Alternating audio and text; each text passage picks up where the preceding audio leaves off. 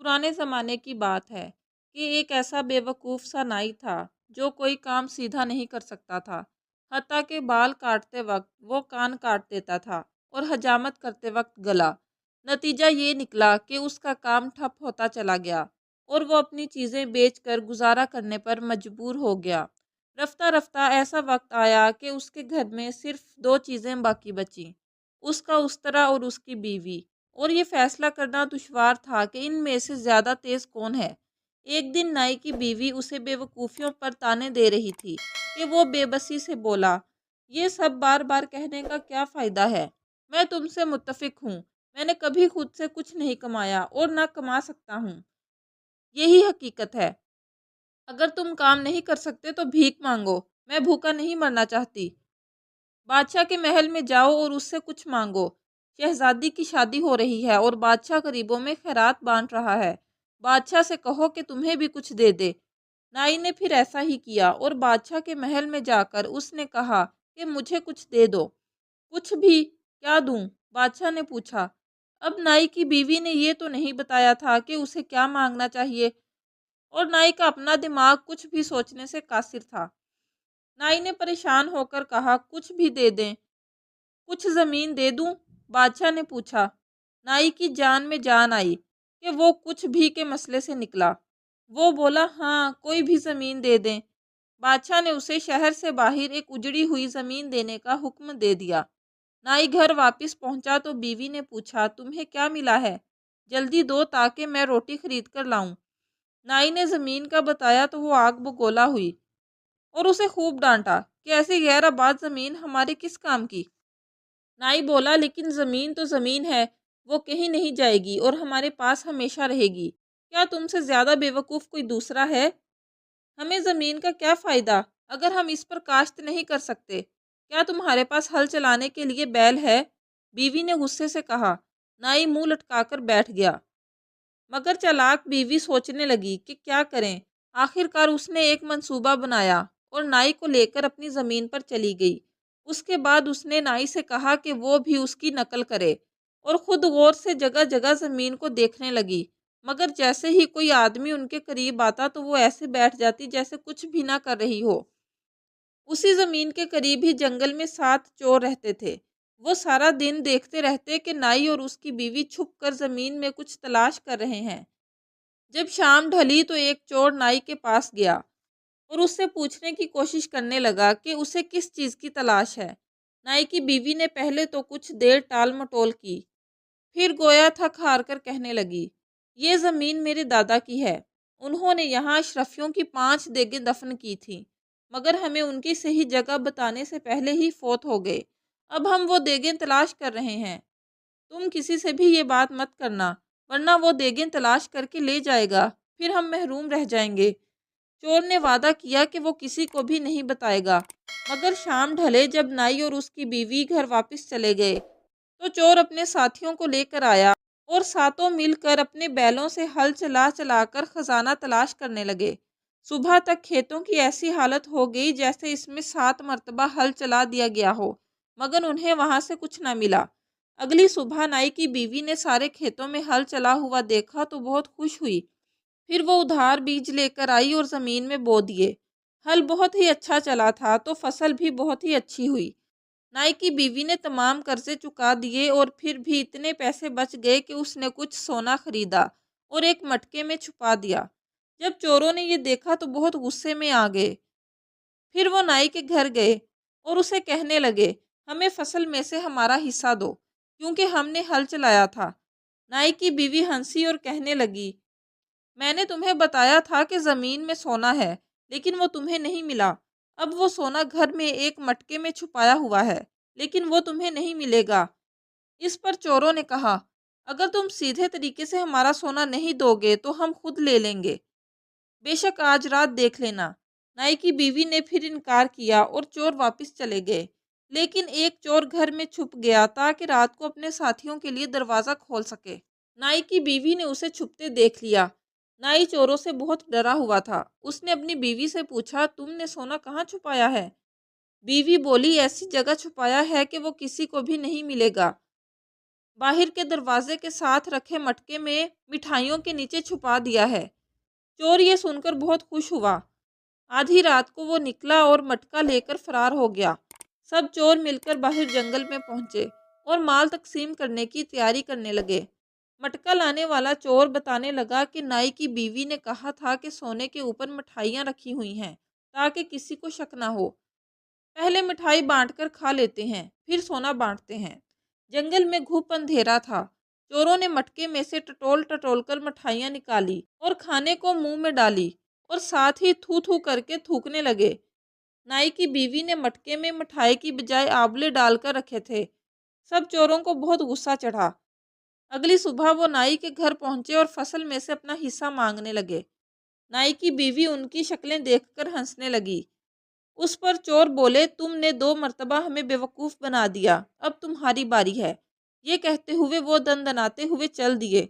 جاتے جاتے ایک چور دوبارہ سے ایک کونے میں چھپ گیا اور نائی کی بیوی نے اس مرتبہ بھی اسے چھپتے ہوئے دیکھ لیا۔ نائی نے پریشان ہو کر پوچھا، تم نے سونا کہاں چھپایا ہے؟ گدے کے نیچے تو نہیں چھپا دیا؟ نائی کی بیوی نے اسے تسلی دی، میں اتنی بھی بے وقوف نہیں ہوں، سونا محفوظ ہے، میں نے اسے باہر نیم کے درخت کے اونچی شاخوں میں ایک پوٹلی میں بند کر کے چھپا دیا ہے۔ چور یہ سن کر بہت خوش ہوا۔ رات کو جب سب سو گئے تو وہ اپنی کمین گاہ سے نکلا اور اس نے اپنے ساتھیوں کو بتایا۔ سب چور نیم کے درخت کے نیچے جمع ہو گئے اور اوپر دیکھنے لگے۔ کچھ غور کرنے پر اوپر درخت پر ایک پوٹلی بندھی ہوئی نظر آئی۔ چوروں کا سردار بولا، واقعی اوپر پوٹلی بندھی ہوئی ہے، ایک آدمی اوپر چڑھے اور اسے اتار لائے۔ ایک چور نے قمیض اتاری، کس کے دھوتی باندھی اور اوپر چڑھنے لگا۔ اب یہ کہ نیم کے درخت پر شہد کی مکھیوں نے چھتا بنا رکھا تھا۔ جب چور چھتے کے قریب پہنچا اور اس نے ہاتھ آگے بڑھایا تو شہد کی ایک مکھی نے زور سے اس کی ران پر ڈنگ مار دیا۔ چور نے تکلیف سے پریشان ہو کر بے ساختہ اپنی ران پر ہاتھ مارا۔ چور کہیں کہ تم پوٹلی نیچے لانے کی بجائے اس میں سے سونا نکال کر اپنی جیب میں بھر رہے ہو۔ نیچے کھڑے چور چلائے۔ اندھیرے کی وجہ سے باقی سب چوروں کو بھی یہی لگا تھا۔ میں ایسا کچھ نہیں کر رہا، درخت پر کچھ ہے جو مجھے چبھ رہا ہے۔ اسی وقت ایک دوسری مکھی نے بھی اس کے سینے پر ڈنگ مارا۔ چور نے سینے پر ہاتھ مار کر اسے الگ کرنا چاہا۔ نیچے کھڑے چور چلانے لگے، ہم نے دیکھ لیا ہے، تم سونا چھپا رہے ہو۔ انہوں نے ایک دوسرا چور اوپر بھیجا، مگر اب شہد کی مکھیاں پھیل چکی تھی۔ انہوں نے دوسرے چور کو بھی کاٹنا شروع کر دیا۔ وہ بے اختیار اپنے جسم پر ہاتھ مارنے لگا۔ باقی چوروں کو بڑا غصہ چڑھا کہ دوسرا چور بھی بے ایمان نکلا اور یہ بھی سونا چھپا رہا ہے۔ پھر سب چور ایک ایک کر کے اوپر چڑھتے گئے اور ہر ایک کے ساتھ ایسا ہی ہوا۔ آخر سردار کی باری آئی۔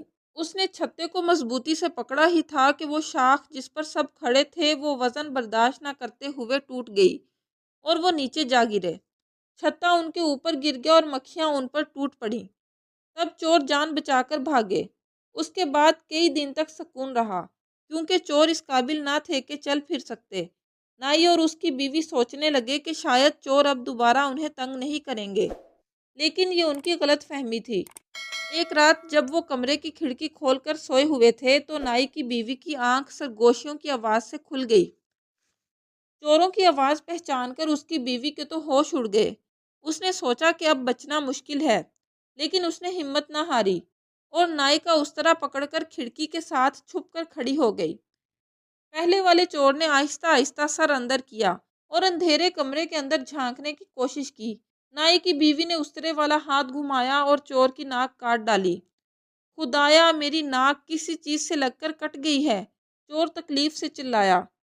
ارے خاموش ہو جاؤ، تم سب کو جگا دو گے، چپ کر کے اندر جاؤ۔ باقی چوروں نے اسے آہستہ آواز میں ڈانٹا۔ نہیں، میں نہیں جاؤں گا، میری ناک سے بہت خون بہہ رہا ہے۔ چور کراہا، ارے بزدل، تمہاری ناک کھڑکی سے ٹکرا کر زخمی ہو گئی ہے اور تم رو رہے ہو۔ میں اندر جاتا ہوں، دوسرے چور نے کہا اور کھڑکی کی طرف بڑھا۔ جیسے ہی اس نے سر اندر کیا، نائی کی بیوی نے اپنا استرا چلا دیا اور اس کی ناک بھی کٹ گئی۔ خدایا، اندر واقعی ہی کوئی تیز چیز ہے، چور تکلیف سے چیخا۔ تیسرے چور نے کہا، تم ایک طرف ہو، میں دیکھتا ہوں، اور اپنا سر کھڑکی سے اندر ڈالا۔ پھر وہی ہوا، اس کی بھی ناک کٹ گئی۔ اف، واقعی کوئی تیز چیز ہے، مجھے تو ایسا لگا جیسے کسی نے میری ناک ہی کاٹ ڈالی۔ تیسرا چور پیچھے ہٹتے ہوئے کراہا، بے وقوفو، تم بزدل ہو، مجھے اندر جانے دو۔ چوتھے چور نے کھڑکی میں سر ڈالا اور ناک کٹوا بیٹھا۔ پھر پانچویں اور چھٹے چور کے ساتھ بھی ایسا ہی ہوا اور سردار کی باری آ گئی۔ ساتھیوں، تم سب زخمی ہو گئے ہو، ایک آدمی کو ٹھیک رہنا چاہیے تاکہ وہ سب زخمیوں کی حفاظت اور تیمارداری کرے۔ کسی اگلی رات واپس آتے ہیں، سردار نے کہا تو سارے چور واپس پلٹ گئے۔ نائی کی بیوی نے چراغ جلایا اور تمام چوروں کی کٹی ہوئی ناک ایک ڈبی میں بند کر لی۔ چند دن سکون سے گزرے۔ موسم خوب گرم ہو گیا اور کمرے کے اندر سونا ممکن نہیں رہا، تو نائی اور اس کی بیوی نے باہر صحن میں چارپائیاں بچھا لیں۔ پھر چور چند دن بعد واپس آئے۔ انہوں نے سوچا کہ سونا ضرور نائی کی بیوی کے پاس ہے، تو اسے ہی اٹھا کر لے جاتے ہیں۔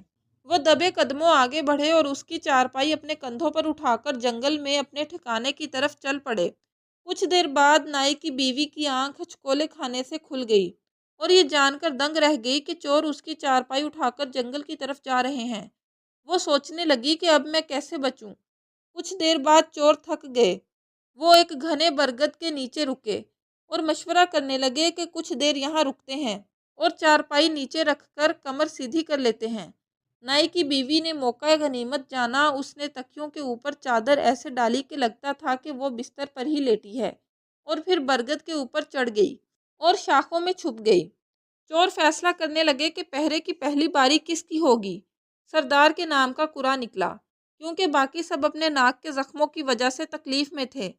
پھر سب چور سو گئے اور سردار پہرے پر کھڑا ہو گیا۔ نائی کی بیوی کو اچانک ایک خیال سوجھا۔ اس نے اپنا سفید دوپٹہ چہرے اور سر کے گرد لپیٹا اور آہستہ آواز میں محبت بھرے گانے گانے لگی۔ چوروں کے سردار نے اوپر دیکھا تو اسے چاندنی میں ایک خوبصورت عورت درخت پر بیٹھی دکھائی دی۔ اس نے سوچا کہ یہ ضرور درخت کی پری ہے جو مجھ جیسے حسین شخص پر عاشق ہو گئی ہے۔ اس نے پوچھا، کون ہو تم حسینہ؟ نیچے زمین پر اترو، مجھ سے خوف مت کھاؤ۔ پری نے جواب نہیں دیا اور عاشقانہ گانے دھیمے سروں میں گاتی رہی۔ سردار نے یہ دیکھا تو درخت پر چڑھنے لگا۔ جب وہ پری کے قریب پہنچا تو پری نے ایک سرد آہ بھری اور منہ دوسری طرف پھیر لیا۔ اتنا اداس ہونے کی کیا بات ہے اے پری؟ سردار نے بے تاب ہو کر پوچھا۔ نائی کی بیوی نے اداس لہجے میں کہا، مجھے لگتا ہے کہ تم ایک ہرجائی ہو اور مجھ سے محبت نہیں کرتے۔ لمبی ناک والے مرد ہمیشہ ہرجائی ہی ہوتے ہیں۔ سردار نے اسے اپنی وفا کا یقین دلانے کی بہت کوشش کی، مگر وہ نہ مانی۔ آخر نائی کی بیوی نے کہا، ایسا کرو، اپنی زبان کو لمبا سا باہر نکالو، میں اسے چھو کر جان لوں گی کہ یہ زبان سچ بولتی ہے یا جھوٹ۔ چوروں کے سردار نے خوش ہو کر اپنی زبان خوب باہر نکالی۔ پری اس کے قریب آئی اور اس طرح سے اس کی زبان کو کاٹ کر دو ٹکڑے کر دیے۔ چوروں کی ناک کاٹنے کے بعد نائی کی بیوی نے اس طرح اپنے پاس ہی رکھ لیا تھا۔ اب سردار درد کی شدت سے زور سے چیخا اور درخت سے نیچے جا گرا۔ کیا ہوا کیا ہوا؟ دوسرے چور بھی جاگ گئے۔ سردار نے اوپر درخت کی طرف اشارہ کرتے ہوئے کہا، لیکن بول نہ سکا۔ وہ زبان کٹنے کی وجہ سے بولنے سے قاصر ہو چکا تھا۔ لگتا ہے سردار پر جادو ہو گیا ہے، درخت پر ضرور کوئی آسیب ہے، چور گھبرا کر بولے۔ اسی وقت نائی کی بیوی نے اپنی سفید چادر لہرانا شروع کر دی اور منہ سے خوفناک آوازیں نکالنے لگی۔ چوروں نے بدحواس ہو کر اپنے سردار کو کندھوں پر بٹھایا اور اپنے گھر کی طرف بھاگنے لگے۔ وہ دور نکل گئے تو نائی کی بیوی نے بھی اپنی چارپائی سر پر اٹھائی اور اپنے گھر کی طرف واپس چل پڑی۔ سردار کی زبان کا زخم کچھ ٹھیک ہوا تو اس نے مشکل سے بتایا کہ اس کے ساتھ کیا ہوا تھا۔ چور اب اپنی ناک اور زبان کٹوا کر اس نتیجے پر پہنچ چکے تھے کہ نائی کی چلاک بیوی سے مقابلہ کرنا ان کے بس کی بات نہیں ہے۔ پھر وہ بادشاہ کے پاس چلے گئے اور اس سے انصاف طلب کرنے لگے کہ وہ نائی سے انہیں ان کی محنت کا معاوضہ دلوا دے۔ لیکن نائی کی چلاک بیوی نے بھی اپنا مقدمہ لڑا اور ثبوت کے طور پر چوروں کی ناکیں پیش کی۔ جب بادشاہ نے سارا واقعہ سنا تو اس نے چوروں کو جیل میں ڈال دیا اور نائی کو اپنا وزیر بنا لیا۔ بادشاہ نے کہا کہ جب تک اس نائی کے سر پر اس کی عقل مند بیوی کا سایہ سلامت ہے، یہ کوئی احمقانہ کام نہیں کر سکتا، اور ہمیں اس کی بیوی کا ساتھ ہوتے ہوئے اس سے بہتر وزیر نہیں ملے گا۔ اس طرح نائی کی بیوی کی عقل مندی کی وجہ سے ان کی چوروں سے بھی جان چھوٹ گئی اور ان کے حالات بھی بہتر ہو گئے۔